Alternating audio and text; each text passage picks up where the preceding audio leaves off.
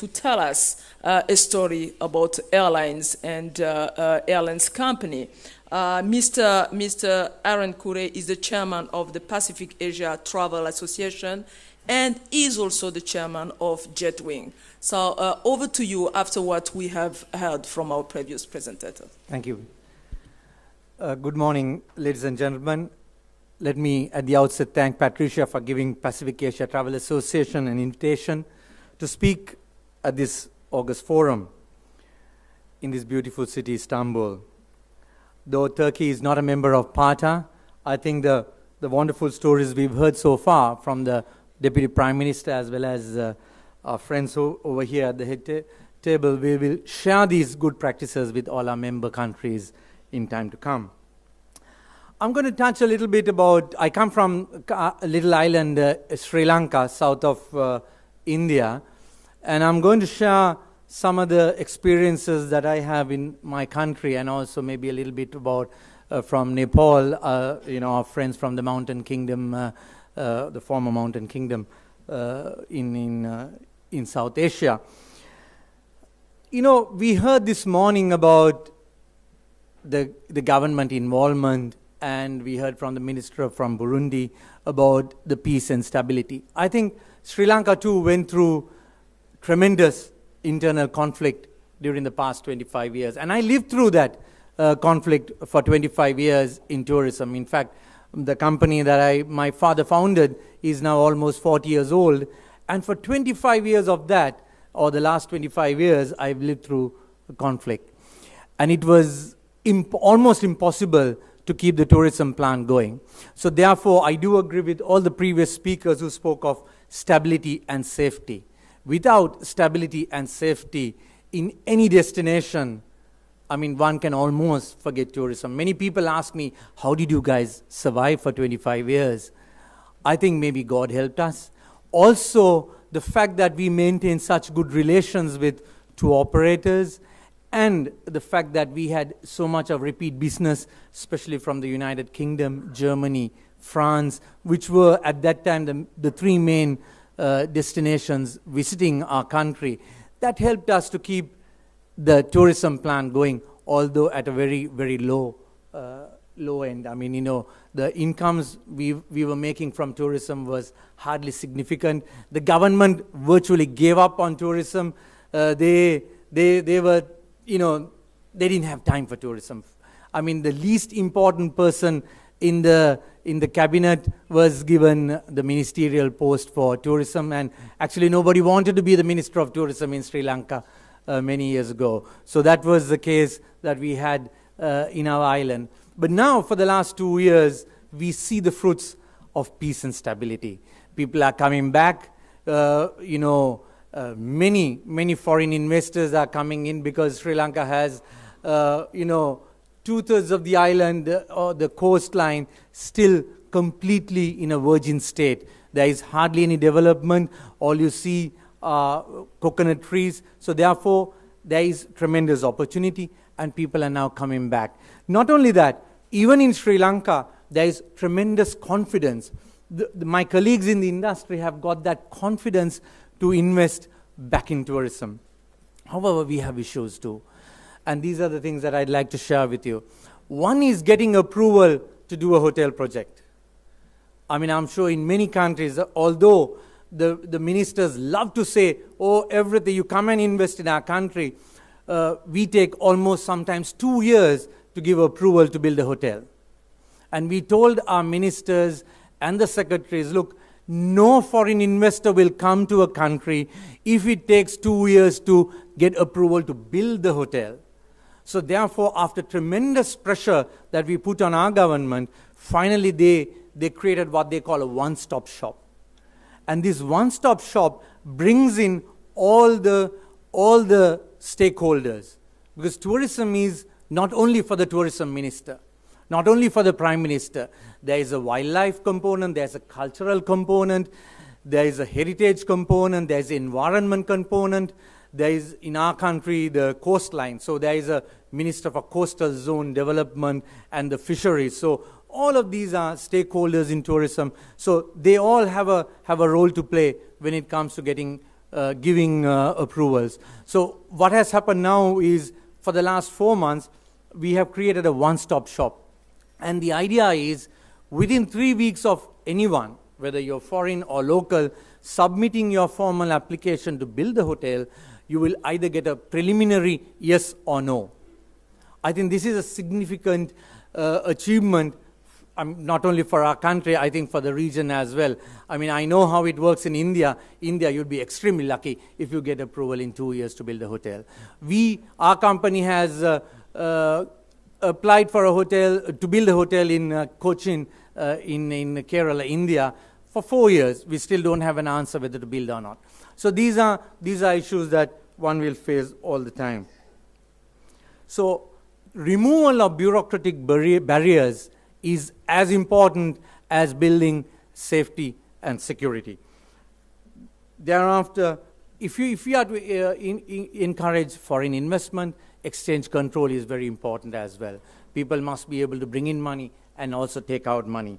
This is something that's very important, because in our country now there is established a system where people can bring in money and the profits they make also can be taken out.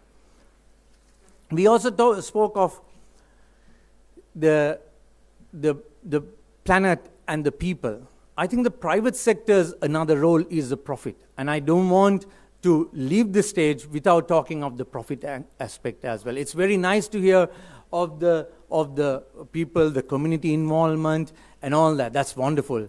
Similarly, what we do to the environment. But nothing can be sustained if we forget the third P.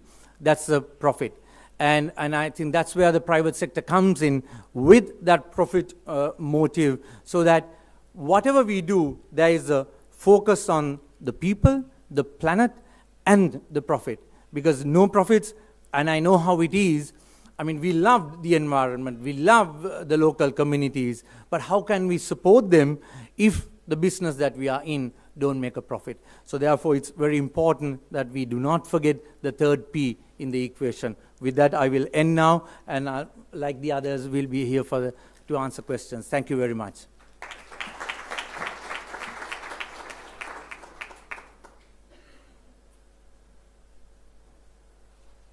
Thank you very much, Aaron, and thank you very much for bringing out so clearly and strongly from your personal experience the central issue of stability and as a pre-requirement for any tourist industry.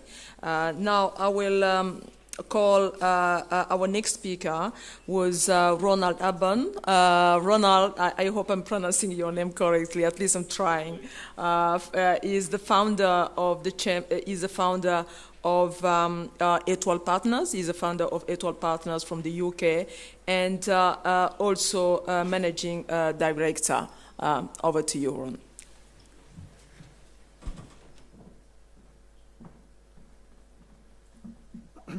Thank you very much for inviting me here today, Patricia, and thank you very much, Valentine, for introducing me.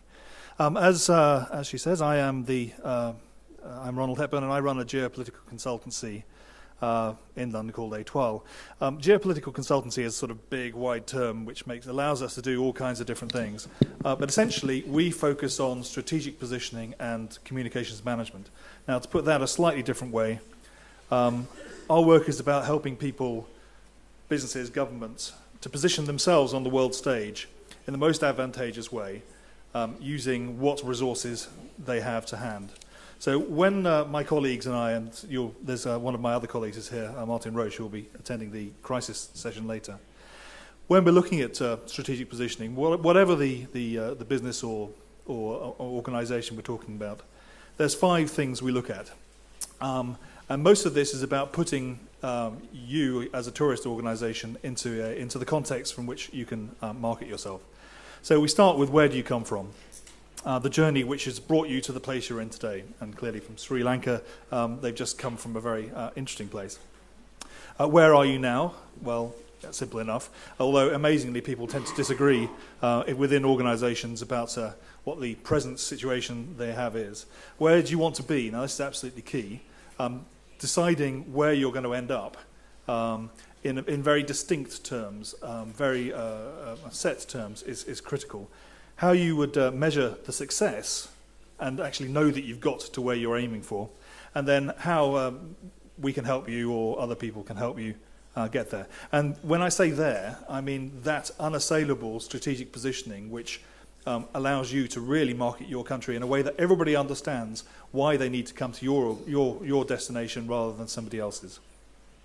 And it's astonishing, actually, how few people or businesses or countries have actually taken those relatively basic steps to understand strategic positioning and actually do it. And I asked them, how, and I ask you, how can you get to where you want to go if you don't know where you've come from, or you haven't looked specifically at where you've come from? There's a joke in Ireland, which probably doesn't translate, but a man asks a local outside of Dublin how he gets to Dublin, and the guy says, well, I wouldn't start from here. And I think that's the absolute key to this, is that most people are starting in a place where they've got policies and thoughts, and there's provisions being made, and the government's doing this, and the UN's doing that, and bringing it all together can be quite difficult, unless you start focusing on actually the real key, which is that you're trying to attract clients. And as my learned friend reminded me before I came up here, tourism the tourism industry, it seems to be a bit of a mechanical process, whereas actually hospitality is what you're offering. What you're trying to get people to do is to come and allow you to say good morning in 4 languages, as the ambassador in the previous session said, and actually welcome people to a country. And so that's an absolutely key point about making sure that you know where you're starting from, trying to reassess that and thinking, actually, is that the right place? And then going forward. So I come to some of my experience in the past in basically growing tourism as an economic tool. For some years I worked with South African tourism, helping them maximize their returns. And I can say that clearly South Africa is unusually good at tourism and attracting tourists. They have an awful lot of advantages. I mean, Table Mountain is as distinctive as the Eiffel Tower or the Tower of London. They have the great beasts of the wild. They have beautiful scenery. They have a great story, the Rainbow Nation that came together against adversity. And they also have amazingly good infrastructure, amazingly good roads and trains. So, I mean, they're blessed in many, many ways. They also have very good game reserves, which are very special places and are, I think, a model for conscientious, eco-friendly and community-friendly tourism, which is something I'll probably come to later or maybe in conclusions. I also, by the way, work for the Africa Foundation from time to time, who are specialists in actually putting together eco-lodges with local communities to make them work. But, of course, South Africa, despite the fact it's very successful, has issues that it has to deal with on a daily basis. And yet it has a successful tourism industry. And I make that point really to say, firstly, that you need to be the very best in the world. You need to be the very best to be competitive in the world of tourism, is what I really mean to say, to carve out your niche. Secondly, you shouldn't set out to settle all the inequalities of policy and such like in your tourism policy.